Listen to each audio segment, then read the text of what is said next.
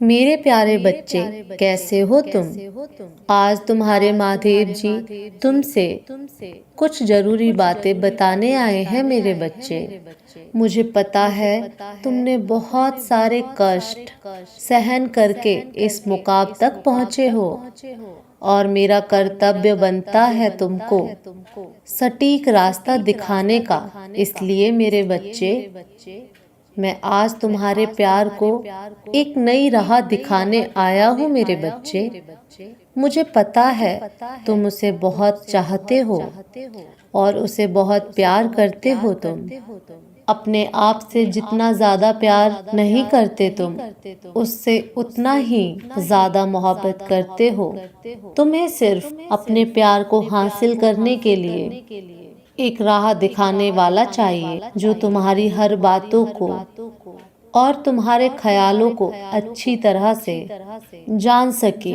और वह राह मैं दिखाऊंगा मेरे बच्चे, जिससे तुम्हें कभी भी तकलीफ नहीं होगी अपने प्यार को लेकर। और मुझे पता है तुम उसके लिए कुछ भी कर सकते हो, अपनी जान को दांव भी लगा सकते हो उसके लिए तुम। लेकिन मेरे बच्चे, वह तुम्हें उतना नहीं चाहता जितना तुम उसे चाहते हो। इस बात को सुनना तुम्हारे लिए बहुत कष्टदायक है, लेकिन यही सत्य है मेरे बच्चे। इस दुनिया में तुम जिससे प्यार करते हो वह किसी और को चाहता है, लेकिन चिंता मत करो, मैं जब तक तुम्हारे साथ हूँ तुम्हारे प्यार को हासिल कराकर ही रहूंगा मेरे बच्चे। चाहे कुछ भी हो जाए, मैं तुम्हारा प्यार तुम्हें अवश्य दिलाऊंगा मेरे बच्चे। यदि तुम उसको अपने दिल और जान से उसे चाहते हो तो मैं तुम्हारे प्यार अवश्य पूर्ण कर दूंगा मेरे बच्चे। ऐसे ही खुश रहो मेरे बच्चे। मैं तुमसे मिलने फिर से आऊंगा। ओम नमः शिवाय। कोई ऐसा है तुम्हारे जीवन में एक अलग प्रकार के खतरे को लाना चाहता है। वह तुम्हारे जीवन में नकारात्मकता के स्तर को बढ़ाना चाहता है, किंतु तुम मेरे अनन्य भक्त हो, इसलिए मैं कभी भी ऐसा होने नहीं दूंगा। मैं उनकी किसी भी चाल को सिद्ध नहीं होने दूंगा। तुम्हारा मुझ पर जो विश्वास है वह अटूट है। मैं उस अटूट विश्वास का खंड नहीं होने दूंगा। वह तुम्हें प्रगति करते हुए देख नहीं सकते। अपनों के रूप में वह तुम्हारे दुश्मन बने बैठे हैं। तुम भीतरी मन से कभी उनके लिए कुछ भी गलत विचार नहीं लाते, किंतु वह तुम्हारे जितने अच्छे नहीं हैं, वह तुम्हारा भला नहीं होने देना चाहते। किंतु मेरे बच्चे, तुम सदैव निडर बने रहो। तुम्हें किसी से भी भयभीत होने की आवश्यकता नहीं है। तुम्हें तो केवल कुछ बातों पर गौर करने की आवश्यकता है।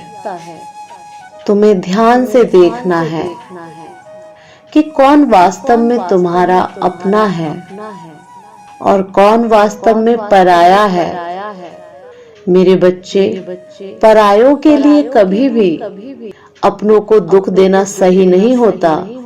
तुम अपने हृदय से पूछो कि क्या जो वास्तव में तुमसे प्रेम करते हैं, तुम्हारी परवाह करते हैं, क्या तुम भी दिल से उन्हें उतना प्रेम कर भी रहे हो?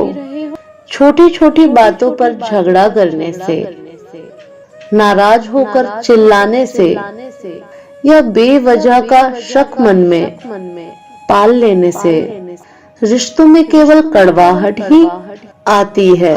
क्या तुम याद करते हो उस दिन को जब तुम्हें प्रेम के लिए तड़पते रहते थे? उन दिनों में तुम खुद को कितना अकेला और हारा हुआ महसूस करते थे, लेकिन जब वास्तव में तुम्हें यह नसीब हुआ तो क्या तुमने उसकी इतनी कदर की जितना कि तुम इसे ना मिलने से पहले सोचा करते थे? मेरे बच्चे, मनुष्य की यह फितरत होती है कि जब तक उसे कोई चीज नहीं मिलती तब तक वह उसके लिए छटपटाता रहता है, लेकिन जैसे ही वह उसे मिल जाता है धीरे धीरे उसकी कद्र भूल जाता है। इसीलिए यह प्रकृति का नियम है कि जब मनुष्य को किसी चीज की कद्र नहीं रहती तो वह चीज उससे छीन ली जाती है। इसलिए फैसला तो सदा तुम्हारे हाथ में ही है, बस परिणाम तुम्हारे हाथ में नहीं है। तुम मेरे प्रिय भक्त हो, मैं नहीं चाहता कि तुम्हें किसी भी प्रकार का कष्ट उठाना पड़े। तुम्हारे जीवन में सच्चे प्रेम को भेजना मेरा दायित्व है और मैं यह करूँगा भी, लेकिन तुम उसे पाने के बाद उसकी कद्र करना मत भूलना। प्रेम और मिलन मैं दोनों तय करूँगा। तुम केवल नकारात्मकता को स्वयं पर हावी मत होने दो। लोगों की अनावश्यक बातों को दिल से मत लगाओ। तुम्हारी क्षमता असीमित है। तुम मेरी वो रचना हो जिसे मैंने बड़े ही प्रेम पूर्वक बनाया था। दुख मिलने का अर्थ यह नहीं कि मैं तुमसे प्रेम नहीं करता, बल्कि यह तो केवल परिस्थितियों के संभावना मात्र का परिणाम है। मेरी शक्तियों का तुम्हारे जीवन में प्रवेश होने वाला है। इसे स्वीकार करने की तैयारी करो। मेरा आशीर्वाद हमेशा तुम्हारे साथ है। मैं आता रहूंगा तुम्हारा मार्गदर्शन करने। सदा सुखी रहो, तुम्हारा कल्याण हो। ओम नमः शिवाय। मेरे बच्चे, यह तुम क्या कर रहे हो? क्यों दुखी हो? मेरे बच्चे, तुम्हारे अधिकतर दुख काल्पनिक हैं। तुम स्वयं ही विचार करो। कभी कभी तुम अत्यंत प्रसन्न हो जाते हो तो कभी अकारण ही रोने लगते हो। कभी तो तुम्हें लगता है कि तुम्हारा जीवन बहुत सुंदर है, तो कभी लगता है कि जीवन बेकार है, इसमें कोई आनंद ही नहीं है। मेरे बच्चे, यह सब केवल इसलिए है क्योंकि तुम्हारा मन तुम्हें नियंत्रित कर रहा है। जब भी तुम कोई अच्छा कार्य करने की कोशिश करते हो तो तुम्हारा मन उस कार्य में नहीं लगता, तब तुम्हें निराशा होती है। मेरे बच्चे, क्या तुम जानते हो, मन का कार्य ही होता है इधर उधर भागना, तुम्हें मार्ग से भटकाना। मन को नियंत्रित करना कठिन है मेरे बच्चे, किंतु असंभव नहीं है। इसलिए नियमित ध्यान का अभ्यास करो। जैसे ही तुम ध्यान में उतर जाओगे तुम्हारा मन अदृश्य हो जाएगा और तुम्हें अथाह आनंद की अनुभूति होगी। मेरे बच्चे, जब तुम एक बार रोते हो तो तुम्हारे एक सप्ताह का पुण्य नष्ट हो जाता है, इसलिए रोना नहीं। जब तुम रोते हो तो खुशियां तुमसे दूर भागती हैं, और जब तुम हंसते हो तो खुशियां तुम्हारी ओर आकर्षित होती हैं। मेरे बच्चे, चिंता मत करो, मैं हूं तुम्हारे साथ। तुम बस प्रसन्न रहो और अपने जीवन में हो रही हर चीज के लिए प्रकृति का आभार व्यक्त करो। तुम्हारा कल्याण हो। ओम नमः शिवाय। मेरे बच्चे, तुम्हारे स्वभाव के कारण ही मैं तुमसे इतना प्रसन्न रहता हूँ। तुम अकेले में रहो या भीड़ में, तुम सदैव ही मन मुझसे अपने दिल की बातें कहते रहते हो और यह भी सोचते हो मैं तुम्हारी बातें सुन भी रहा हूँ कि नहीं। जब भी तुम मुझसे ऐसी बातें करते हो तो तुम्हें मेरे पास होने का आभास होता है। मैं यह भी देखता हूँ तुम हर परिस्थिति में अपने आप को प्रसन्न रखने की पूरी कोशिश करते हो। जब भी तुम किसी को कष्ट में देखते हो, भूखा देखते हो, तो तुम्हें इतनी पीड़ा होती है मानो वह किसी और का कष्ट नहीं, तुम्हारा ही कष्ट हो। और जब तुम उनके भले के लिए मुझसे प्रार्थना करते हो, तब मैं और भी ज़्यादा प्रसन्न हो जाता हूँ। उस समय तुम्हारा मन एक शिशु की तरह पवित्र हो जाता है।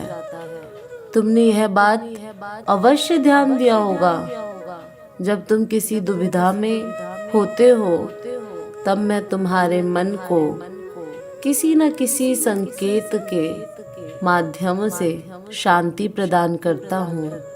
तुम्हारी अच्छाइयों के कारण, तुम्हारी सच्ची भक्ति के कारण ही मैं तुम्हें हर परिस्थिति में संभाल लेता हूँ। जब तक तुम्हारा मन साफ है मेरे बच्चे, तब तक तुम्हारे द्वारा केवल अच्छे कार्य होंगे, लोगों का कल्याण होगा। मैं बस यही चाहता हूँ तुम अपने साथ साथ लोगों का भी भला करो और ऐसे ही सच्चाई और अच्छाई से भरे रहो। तुम्हारा कल्याण हो। ओम नमः शिवाय। मेरे बच्चे, तुम्हारे विचार जितने भी उत्तम हो, लेकिन जो कार्य तुम जीवन में करने का विचार मन ही मन करते हो, यदि वह विचार तुम्हारे व्यवहार में नहीं उतरे तो उन विचारों में समय नष्ट करना व्यर्थ है। क्योंकि यदि कोई विचार अपने आप को बदलने का हो, अपनी परिस्थिति को बदलने का हो या अपनी किस्मत को बदलने का हो, तो उसके लिए सर्वप्रथम हमें कर्म पर ही जोर देना पड़ता है। अपने आप पर संयम करते हुए आलस्य को त्याग कर निष्ठा पूर्वक हर कार्य करना पड़ता है, तभी विचार सत्य हुआ दिखाई पड़ता है। परंतु यह भी सत्य है कि मन सदैव नए नए विचार मन में उत्पन्न करने में लगा रहता है और हमें कर्म से भटका देता है। लेकिन इसमें दोष तो हमारा भी होता है मेरे बच्चे, क्योंकि हम सच जानते हुए भी सदैव मन की सुनते हैं। कभी कभी मन की न सुनकर बुद्धि की सुननी भी जरूरी है, क्योंकि मन में माया का प्रभाव ज्यादा होता है और बुद्धि में सदैव सत्य जानने की और कुछ नया करने की उत्सुकता रहती है, जो हमें प्रगति की ओर ले जाती है।